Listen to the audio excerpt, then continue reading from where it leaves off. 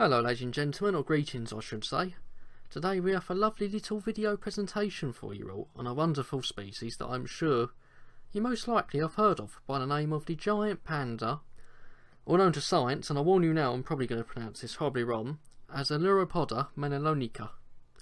This beautiful species represents the WWF, and I don't mean the old wrestling and World Wrestling Federation, or WWE as it's now known, or World Wrestling Entertainment.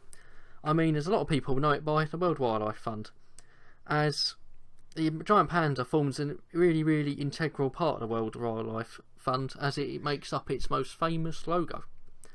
As always, I hope you enjoy this video presentation on this gorgeous, lovely, cute looking creature. Here we got lovely little pictures of some giant pandas chilling, which I'm going to assume it's in a captive environment located within some form of zoo. But moving on. Giant pandas were once actually quite widespread, ladies and gents, but are now confined to only a few mountainous ranges in central China, located within the provinces of Sichuan, Shanxi and the Gansu.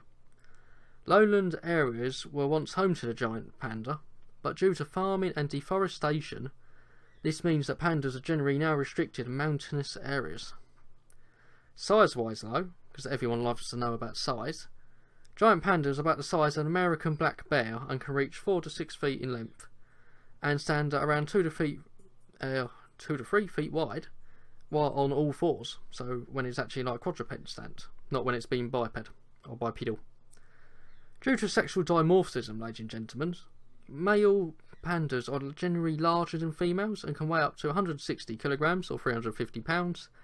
With females weighing in as little as 70 kilograms or 150 pounds, so there's quite a big difference in weight there between males and females.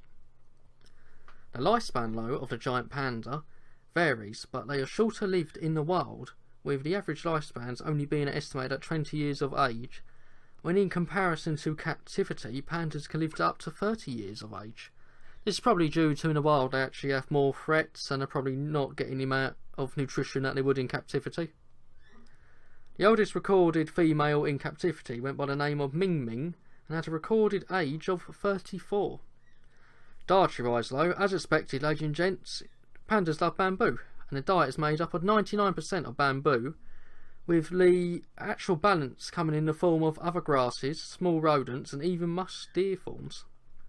The giant panda is listed as endangered by the IUCN Red List, or the International Union for the Conservation of Nature, which is the red list of threatened species, with only roughly 1,600 pandas living in the wild. Just thought, as everyone loves little infographics, that I'll show you two little infographics on the screen, ladies and gents. To your left you have the giant panda distribution, where it's a little bit hard to see actually, but the red dots represent the giant panda's distribution today, which you can see is very restricted within China, and the little like sort of just plain, like, well, sort of like skin colour tone of colour they've used for that is the old distribution. So they never really had a gigantic distribution anyway within Asia, but they are very restricted today. And on the right you have the relative size in comparison to an adult 6-foot man. Here we got two other lovely pictures which I'll explain shortly why we have two pictures here. The name giant panda means black and white cat foot in simplified Chinese, but in traditional Chinese the name actually translates to big bear cat, which I actually think is a fairly good description of the giant panda.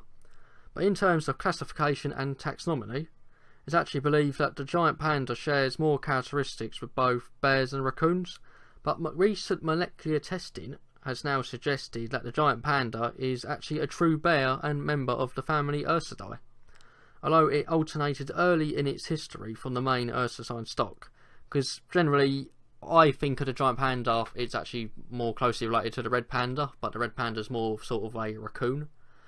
But it's just how species, like in different areas, I can't get the exact word out currently what I was going to use, and it's a good word, but I might use it in a later video. But when species are separated from long periods of time, they do evolve generally and have their own adaptations, and even share more characteristics with different animals. Moving on, the closest extant species, and extant just means living species today. It's not. I'm not saying extinct. It's extant. But the closest extant species related to the panda is the spectacled bear or spectailed bear of South America, and the panda is at least Well, the panda today is actually referred to as a living fossil as due to its age and longevity and how old it is as a species. But the spectail bear on the right you have is Tremartos ornatus, I think that is the Latin name. And here we got a very, very cuddly panda, and by the look of it, a very, very sleepy panda. We're moving on. Like many animals' neonates or infants, panda cubs are generally helpless and are solely reliant on their mother for protection and support. You can actually relate that very much so to humans for a long period of their life. But a panda cub starts off pink, hairless and blind. Except from marsupials such as kangaroos, possums and wallabies, the giant panda baby is the smallest mammal newborn relative in comparison to its mother's size. So they really are very, very tiny. Panda cubs take around 6 to 8 weeks to open their eyes up and are mobile at 3 months of age. A panda cub may nurse off its mother for 8 to 9 months and is weaned for roughly a year, but sometimes social weaning can occur for a further 2 years. Here are just some cuddly black and white facts for you, ladies and gentlemen, to indulge in and enjoy, or I hope you enjoy them at least, ladies and gentlemen. There are around 20 species of bamboo that pandas will feast upon, but with bamboo being so nutritionally poor in value, that the pandas have to consume up to 20 kilograms each day, which can take up to 16 hours.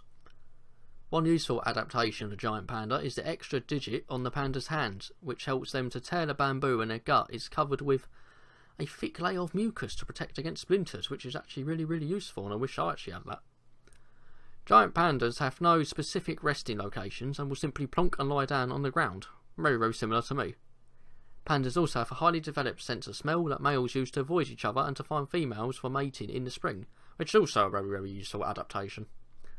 Pandas may actually climb as much as high as 4,000 metres to feed on the higher slopes in the summer season. Giant pandas reach sexual maturity between 4 and 8 years of age, and they may be reproductive till they reach the age of about 20. Female pandas ovulate only once a year in the spring, with only a short period of only 2 to 3 days within this ovulation period being the only time they can actually conceive, with calls and scents drawing females and males together during this time. Female giant pandas give birth between 95 to 160 days after the mating process occurs, and although females occasionally give birth to a pair of cuddly pandas, only one cub typically survives. The giant panda's own fussiness during mating and slow rate of reproduction prevents the panda population from recovering quickly from the threats that currently face it in the modern world. I thought I'd include a picture on the right of a happy little panda feeding, and he seems very, very content, and on the left, it's a very, very useful website. I think you can actually buy, I don't know if it's just replica skulls or actually real life skulls, like from taxidermists and classification, but it's quite a useful website, and it is actually a panda skull there for you, ladies and gents. But moving on, giant pandas generally feed in upright body posture, with them normally sitting down in a very similar manner to humans. This body posture allows the front paws to grasp bamboo stems with the aid of a pseudo thumb, which is formed by an elongated and enlarged wrist bone which is covered with a fleshy pad of skin. Panda will then use its powerful jaws to crush the tough fibrous bamboo into chunky little bits which are easy for digestion. The giant panda has the largest molar teeth of any carnivore. Their lower jaw is an extra molar, and their molar and premolar teeth are adapted to slice and crush tough plant stems. Their strong jaws are capable of crushing bamboo stems up to 4 centimetres in diameter. And pandas do get a lot of their water intake from bamboo, but they do require fresh water, and they will use rivers and streams and for a water source in which to get their lovely H2O. Bit of an unusual picture I'd have used for this one, ladies and gents, but I thought I'd use a panda which seems to be on its own, and use a bit of an unusual phrase, a lone wolf in this picture.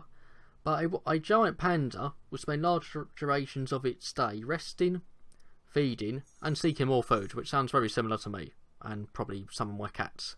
Unlike other species of bears from temperate climates, pandas do not hibernate.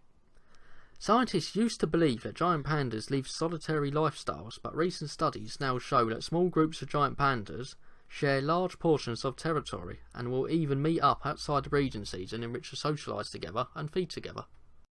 This is a really concluding slide, ladies and gentlemen. I actually have quite mixed views on the giant panda. I think it's a beautiful, unique species that is a staple of conservation, but in my opinion it's a victim of its own poor adaptations. Millions upon millions upon millions have been spent on conservation for the giant panda. I think the actual number might be well over 100 million. And yes, they are in success. I think recently the giant panda species as a whole have increased by 70% in number. But when you spend about 100 million on conservation, the number should really go up. And by 17% is not a long percentage at all. Giant pandas have a really slow rate of reproduction. They don't ovulate for a long period in the year. And they're generally very fussy, clumsy animals in general. Even if humans were not interfering with the giant panda, such as farming, agriculture, erosion of the pandas' mountainous areas, and illegal hunting and poaching, pandas probably still would eventually go extinct. They're just not an animal which is well adapted overall to survive in an ever-changing world.